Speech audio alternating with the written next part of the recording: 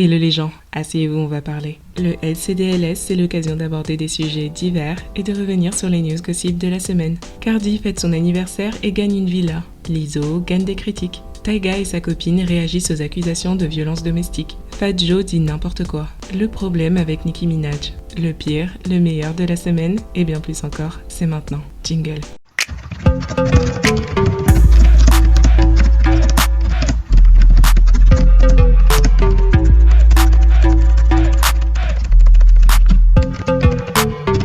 Cardi B a fêté son anniversaire cette semaine. Une soirée à thème sous le signe du dancehall. Beaucoup de célébrités étaient invitées.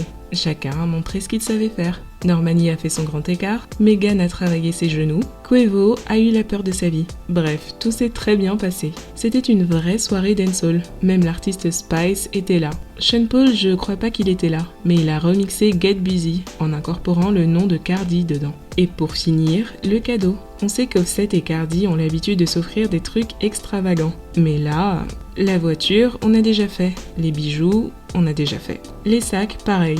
Alors qu'est-ce qu'on fait ? On part sur une villa multi-étages en République dominicaine, avec une piscine sur le toit. C'est la suite logique. Apparemment, c'est un investissement immobilier que Cardi voulait faire depuis longtemps, et elle a raconté qu'elle en avait parlé à Offset juste comme ça. Elle pensait même pas qu'il l'avait prise au sérieux. Et pour finir, si. Et donc d'après ce qu'elle dit, ça lui a doublement fait plaisir parce qu'il l'a écoutée et qu'il a pris ses idées d'investissement au sérieux. Donc voilà, une bonne soirée pour tout le monde. Et comme toujours, pour certains, il y a eu des retombées. Lizzo a été critiquée encore une fois pour son apparence et son comportement. Comme vous avez pu le voir, le thème était le dancehall. Il y avait un certain dress code à respecter. Et Lizzo a décidé de venir habillée ainsi. Une robe totalement transparente et avec rien en dessous, à part un string. Et je crois qu'elle porte des cache-tétons. On l'a vue pieds nus sur beaucoup de photos, mais elle a précisé que oui, elle portait des chaussures ce soir-là, des Jimmy Choo. À mon avis, elle est plus ou moins dans le thème de la soirée. C'est juste qu'elle a poussé le ratchet un cran au-dessus. Je veux dire, même Cardi a l'air d'une bonne sœur à côté.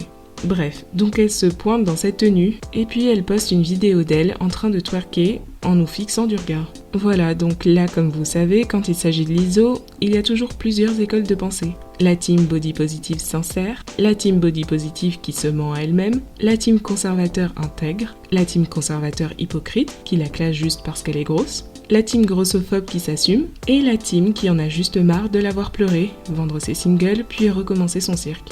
Voilà, choisissez votre camp dans les commentaires. Je ne juge personne, je demande juste que vous soyez honnête. Si vous me suivez un peu, vous devez connaître mon avis. J'ai fait toute une vidéo sur l'hypersexualisation des femmes et le mensonge qui se cache derrière. Allez la voir à l'occasion. Perso, tout ce qui me dérange, c'est l'hypocrisie de nos jours. Il fut un temps où twerker, c'était juste vulgaire, et point.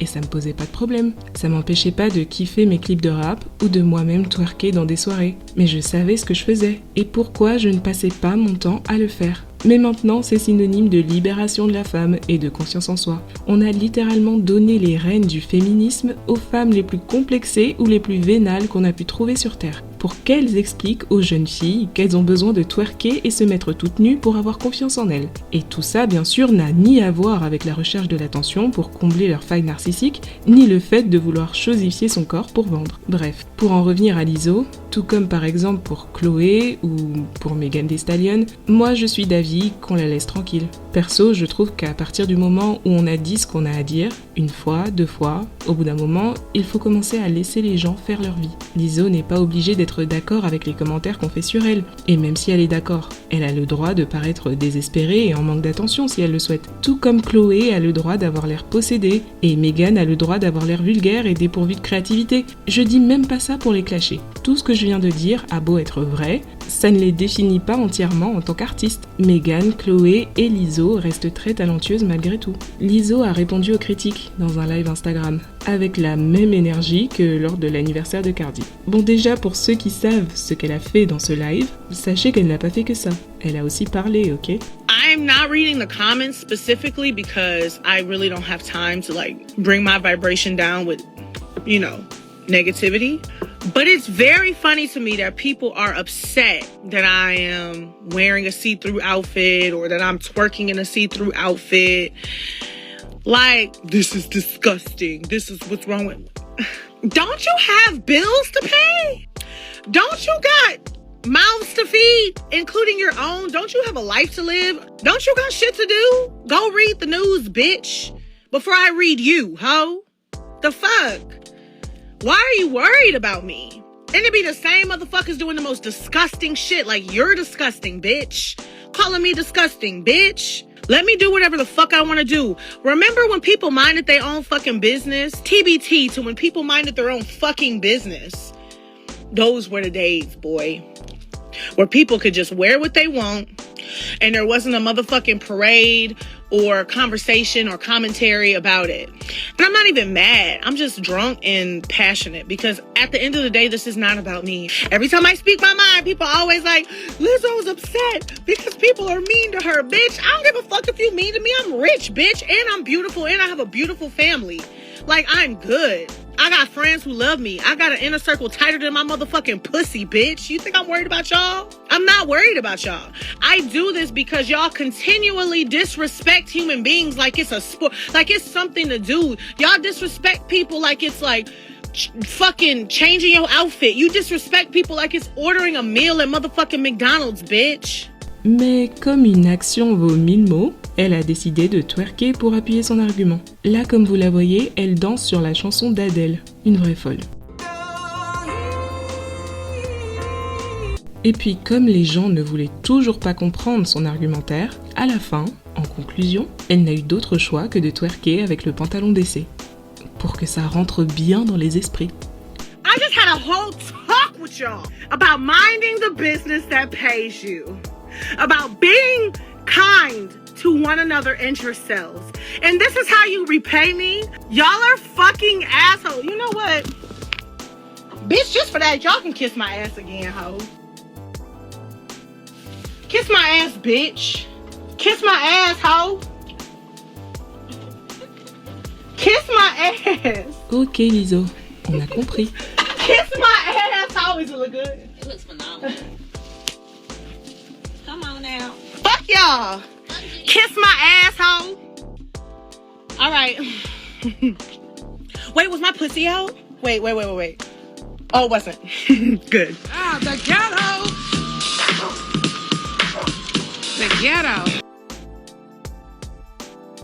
Tyga est aux prises dans une histoire sombre, encore une histoire de sa parole contre la sienne, mais avec des images à l'appui. La copine de Tyga, Camarine Swanson, avec qui il sortait depuis le début de l'année, l'accuse de violence domestique. À la base, TMZ a rapporté l'histoire grâce à une source au poste de police, qui prétendait que Camarine se serait pointée chez Tyga vers 3h du matin, sans y être invitée, et aurait fait un scandale pour entrer chez lui. Elle criait et exigeait de pouvoir entrer.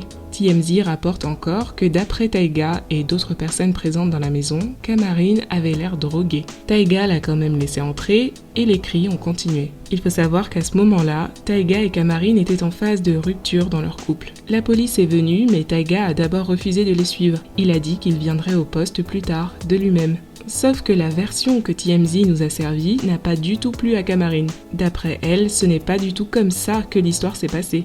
Mais la version de TMZ donne vraiment l'impression qu'elle est hystérique, et donc les gens commençaient à dire qu'elle accuse Tyga à tort. Du coup, elle décide de partager des stories Instagram où elle tag TMZ. Elle montre ses blessures, dont un œil au beurre noir, et elle donne sa version. D'après elle, elle était bien invitée à venir chez Tyga, puisque c'est lui qui lui a envoyé une voiture pour passer la prendre. D'après le screen de ce qui semble être leur conversation, à 2h55 du matin, elle dit en gros « tu fais partie du passé ». L'air de dire « qu'est-ce que tu me veux, je te cala pas ». Tyga répond que la voiture l'attend en bas. Elle dit « dis-leur que j'arrive ». Il dit « ok ».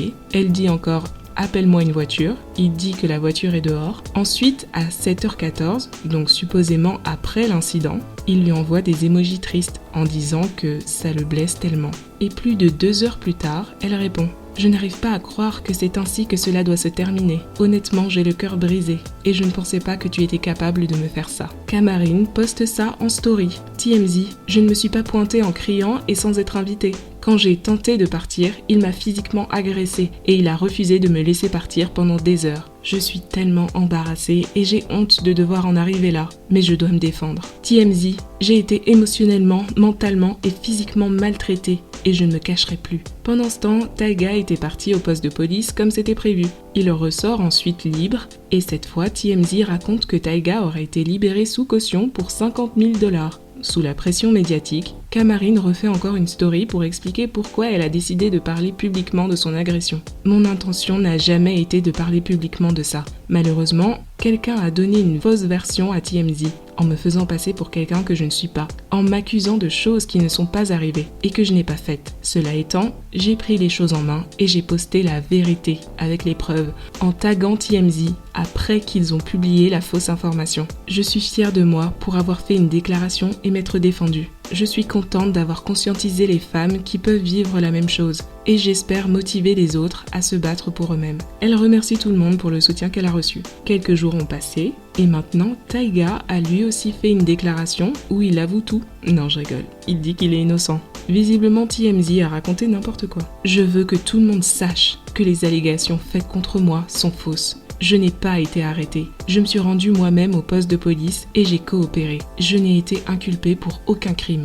Voilà, qui ment, qui dit la vérité, difficile à dire. On a tous vu l'œil au beurre noir de la fille. Mais comme on le sait tous, les gens sont tout à fait capables de mentir sur ce genre de choses. Camarine ne serait ni la première ni la dernière. Je vous propose un truc, on va s'asseoir et tenter de déterminer ensemble si le rappeur Fat Joe est un visionnaire ou un malvoyant. Il était l'invité de l'émission Rap City 2021 et Big T Girl l'a fait jouer à un petit jeu en apparence innocent. We have all these artists, right? And I want you to name the 2021 version of the artist that I give you. So I'll give you a name, a legend, and you tell me who's the 2021 version of it. Man, I hope I could do this, but let's go. Okay. Fat Joe a ainsi dévoilé qui, à son avis, est le nouveau Jay-Z. D'après lui, c'est Kendrick Lamar. Le nouveau E40 serait Rod Wave et Lauryn Hill et MC Hammer n'auraient pas encore de relève d'après lui. Il n'a su nommer aucun artiste actuel. Et quand on lui demande qui est le nouveau Fat Joe, il cite Nems, un rappeur underground de New York. Essayez de dire un peu en commentaire qui vous pensez être le nouveau Jay-Z ou la nouvelle Lauryn Hill. Pas facile de trouver qui peut remplacer ces légendes, hein. Bah imaginez qu'on vous demande qui est le nouveau Tupac. Alright, Tupac. I should know the Tupac one. I don't know, it's hard to be these guys. I mean, you asking me some crazy stuff. I would say the Baby. Okay, alright.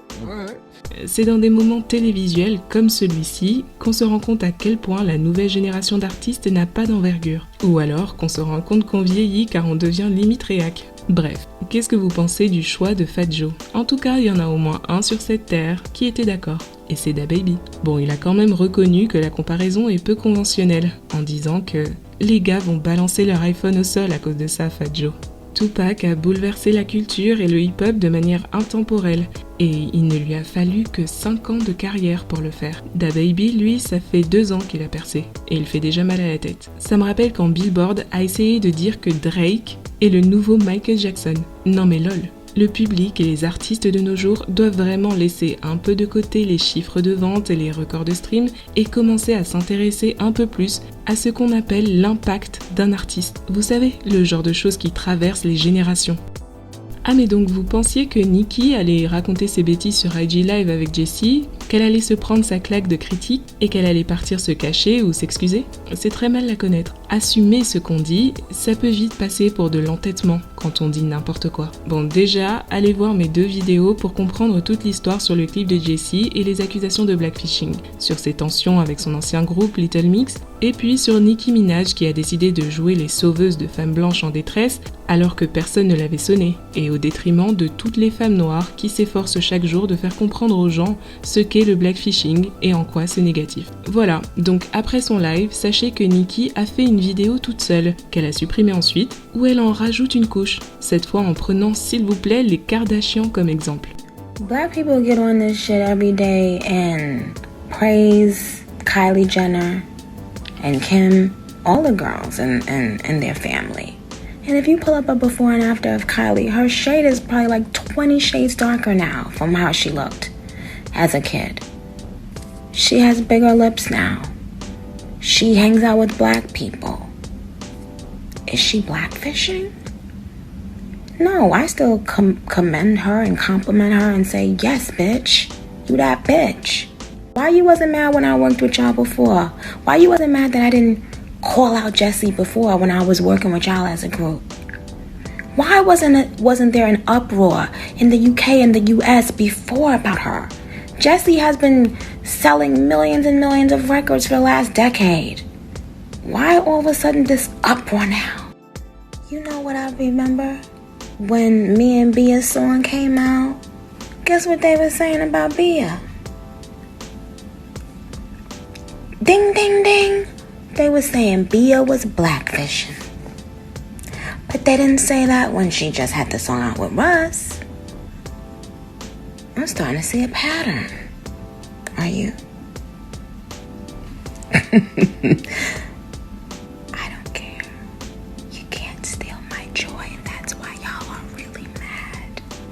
Tout ne tourne pas autour de Nicki Minaj. Et parfois, quand les gens critiquent ce que tu dis, c'est parce qu'ils ne sont pas d'accord avec toi, tout simplement. Qu'est-ce qui est, entre guillemets, mal avec le blackfishing? Pourquoi, en général, les femmes noires, qui ont compris ce que ça veut dire, le prennent mal? Parce que ça repose sur un principe de base que je vais tenter de simplifier au maximum. La culture noire fait vendre, mais les noirs non. Et en fait, les noirs pourraient faire vendre. Mais on ne veut juste pas que l'argent arrive dans leur poche. Donc, on a trouvé la parfaite combinaison. Mettre en avant les personnes non noires qui choisissent de revêtir la culture noire. Dans le même temps, on prend bien soin de stigmatiser et diaboliser les noirs pour leur apparence et leur comportement. Cette même apparence que l'on copie ensuite, vous avez capté? Et ainsi, on leur interdit d'être le visage de leur propre culture dans le mainstream. C'est pourquoi on n'aime pas trop quand une artiste blanche essaye d'envahir la culture. Parce que de 1, c'est souvent fait de façon caricaturale, et de 2, on sait que l'industrie préférera toujours pousser une Miley Cyrus qui twerk plutôt qu'une Nicki Minaj et ses histoires d'anaconda. Chose que Nicki elle-même avait déjà dénoncée par le passé.